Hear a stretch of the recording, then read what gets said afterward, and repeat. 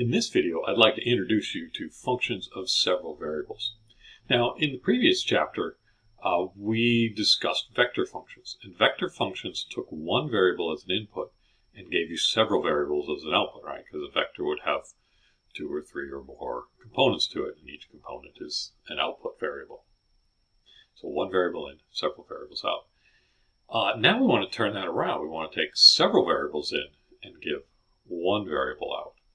And just to look forward a little bit, we will, in Calc 4, do several variables in and several variables out. So here we go. Definition here, a function of several variables is, I use this notation giving the name of the function, the set where the inputs are coming from, saying it's mapping from here to this set where the inputs are going, where the outputs are going, right? So this is a mapping that assigns a single output in R for each input in Rn. So Rn means that I've got n variables that I think of as independent variables. You can pick the first variable any way you want, the second variable any way you want, the third variable any way you want. You have independence there. But then once you've done that, f is going to be some formula, some way of taking those inputs and cranking out a single output. Now, it is a function, so it has one output for each input. And the output is just a number, a real number. Okay. Now, in this class, we'll focus on the inputs coming from either R2 or R3. So 2 variables in or 3 variables in. A few examples here, just some simple ones here. F of x, y is, so 2 inputs here, and I'm just saying x plus y. Just take the 2 inputs, add them together. You get a number as an output. Here's a little different one. F of x, y is 1 over the square root of 4 minus x squared minus y squared. Here's a function of 3 variables. Natural log of x times y divided by z minus 2. And as I was typing this one in, it's like, that's interesting. Because this function looks like it would be the same. F of x, y, z is natural log of x plus natural log of y divided by z minus 2. And I say look the same because log property is that the natural log of a product is the sum of the individual logs. Right? Now, I'm claiming these are not actually the same function, but we will see down below here. So, the notion that you have of the word function from your previous learning, right, takes an input, gives you a single output. There's no plus or minuses here. There's no multiple outputs. It is a single output for each input. Now, that doesn't mean that everything can be plugged in, right? When we deal with the square root function, for instance, which is one variable, square root of x, because we want real outputs, we restrict x to be positive, right? So we say the domain is all, well, non-negative reals. And so we have a similar thing here. We have the notion of domain and range. The domain of a function of several variables is the set of inputs that make sense to plug in. The range is the set of outputs, right? And those would be real numbers. So when we talk about domains, if it's a function of 2 variables, the domain is going to be some region in the plane. Some say if x, y is in this region, then it makes sense to plug it into the function to get an output. If it's a function of 3 variables, x, y, z, then you're talking about points in space, and so you'd be giving a 3-dimensional region saying, if x, y, z is in this space, in this 3-dimensional region, then it would make sense to plug it in and you get an output. So I want to take a look at the domains and ranges of the 4 examples that I showed above. So the first one, just x plus y. I mean, when I'm looking at domain, I quite often am thinking, well, what would go wrong? What can I not plug in? And then I'll take everything else. Well, you can add any 2 numbers you want. X could be anything you want, y could be anything you want. You add them together and you go to get a real output. So the domain is all x and y. If you think of it as the xy plane, you'd say the whole xy plane is the domain. The range. Now the range is trickier, just as it was with functions of 1 variable. It's like what can come out? Well, you got to do a little bit of analysis. Sometimes you got to look at the graph, and we will look at graphs in the next video. But in this case, I think it's pretty clear to see that you can add two numbers to end up with anything you want. Right? You want to end up with 7, you can add 1 and 5, or you could add 1,000,007 and negative 1,000,000, right? I mean, you can get lots of different ways to get any particular output you want. You can get positives, you can get negatives, all the way from plus infinity to minus infinity. So I would say the range of this function is all real, so you can get anything you want out of it.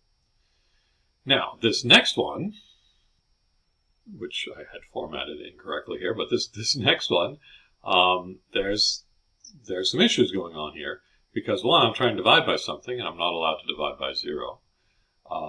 It's not that I'm not allowed, it's just that no one's figured out how to do it yet. There's no consistent way of saying what dividing by 0 is. It doesn't give a real output anyway. So there's also a matter of taking square roots, and if I want real outputs, which I do, I can't take square roots of negatives. Okay. So the function that I have is here, and to find the domain, I've noticed that I have two things that can go wrong. Right, I could be dividing by 0, or I could be taking the square root of a negative. And so essentially what I need here, well, I need two things. I need that the square root of 4 minus x squared minus y squared is not equal to 0. And I need that the stuff inside 4 minus x squared minus y squared has got to be greater than or equal to, well, I have greater than or equal to 0, but actually I don't want the equal to, because that would be a problem, right? This one right here is saying I need 4 minus x squared minus y squared to not equal 0. And so I strictly need 4 minus x squared minus y squared to be bigger than 0 so that I can take the square root and not equal 0. Right? So I need it to be strictly positive. Moving some stuff around here, then I'd have 4 is greater than x squared plus y squared, which I think of this way: x squared plus y squared is less than 4. And I see that as, well, x squared plus y squared equals 4 would be a circle of radius 2.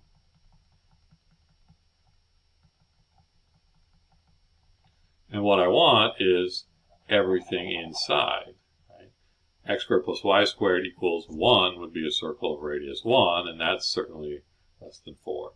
Right? So you need everything inside that circle of radius 2. Not on, right? Not on the circle, because that would make the square root equal to 0, and you'd be trying to divide by 0. Right? So this is my domain. Everything inside the circle of radius 2. So there I have domain is inside the circle of radius 2. The range, on the other hand, the range, I think it's easier to see once I graph it. But we can do this algebraically in that the numerator is fixed at 1. And so the size of this depends on the denominator. Bigger denominators are going to give you smaller outputs, and smaller denominators are going to give you bigger outputs because you're dividing. Right? Now, one thing I notice is it's the positive square root. So this is always going to be positive. So I know my range is at least everything greater than 0. But I think it's actually less than that, because the largest this denominator can get would be because this is 4 minus some positive stuff. So if I subtract as little as possible, then that 4 will be as big as possible, and then you take the square root of a big number, which would be big. So the smallest thing I could subtract would be 0 minus 0, right? I could be subtracting 0, so this would be the square root of 4, which is 2. So the largest the denominator could be is 2, so the smallest that whole fraction could be would be a half. And I can go as large as possible, because this denominator can get as arbitrarily close to 0. As you approach the edge of, you're on the inside of that circle of radius 2, and as you approach the circle of radius 2, this gets closer and closer to 0, and you're dividing by a very small positive number, and that'll head up to infinity. And so the range is all reals greater than a half. Right? Actually, it's greater than, I should say, or equal to a half, because when x and y is 0, you actually hit a half. So this is greater than or equal to. Yeah, greater than or equal to. Now this one, the range, the domain or range of this one. Well, the domain, this is a function of 3 variables now. So I'm looking at points in space, x, y, z, and saying which ones make sense to plug in here. Well, there's a couple of things I noticed right away. One is that dividing by. Right? I definitely don't want to divide by 0. And that would only happen if z is equal to 2. So right away, I'm going to throw away all the points in the x, y, z space where z is equal to 2. That's a whole plane parallel to the xy plane. Right? So throw those points away. They're no good. Likewise, the natural log only gives real outputs when the input is positive. I can't even have it equal to 0. You got to have it positive. So how does x, y become positive? Well, if both x and y are positive, or if both x and y are negative. So in the x, y, z space, there's a quarter of it where x and y are both positive. There's a quarter of it on the backside. It's like the first quadrant. If you look at the plane, right, the xy plane, the first quadrant and the third quadrant have x and y both positive or x and y both negative. So take that first and third quadrants and then extend them up and down the z-axis, right, so that you have a quarter of space with positive x and y and a quarter of space with negative x's and y's. And that would be good. So the domain is, here I have everywhere in space where x and y are both positive or both negative, but throw out z equals 2, right? Throw out that plane z equals 2. That would be the domain. The range, this becomes much trickier to see, but I think I can analyze it here well enough that the natural log function, I know what the shape of the natural log function is, right? It's a sideways exponential function. And it goes all the way down to minus infinity and it heads up very slowly up to positive infinity. But it does get all the way from minus infinity to plus infinity. And then you're dividing by positive or negative numbers here, and you're just going to shift things around. You can get anywhere from minus infinity to plus infinity on this. So the range, although it's a little trickier to see, I'm pretty confident is all the reals. Now, as I was typing this up and writing this function down, it occurred to me that there's another very closely related function that is interesting, in that, right, natural log of x times y is natural log of x plus natural log of y. So you would think that these two functions are the same. But they're not quite. Because if you look at the domain of this second function here, the x and y are in separate logs. So this one needs x to be positive. Can't have x negative. Likewise, this one has y positive, not negative. And so the domain of this function is everywhere in space where x and y are both positive. And then throw away z equals 2, right? So they're not really the same function because their domains are different. Now, where their domains overlap, that is where x and y are both positive, then they give the same result. But this one also gives results when x and y are both negative. So they're kind of the same function where they're both defined, but they're kind of different functions because this one's defined in more places. Anyway, there's the notion of functions of several variables, and we will look at graphs of these things in the next video.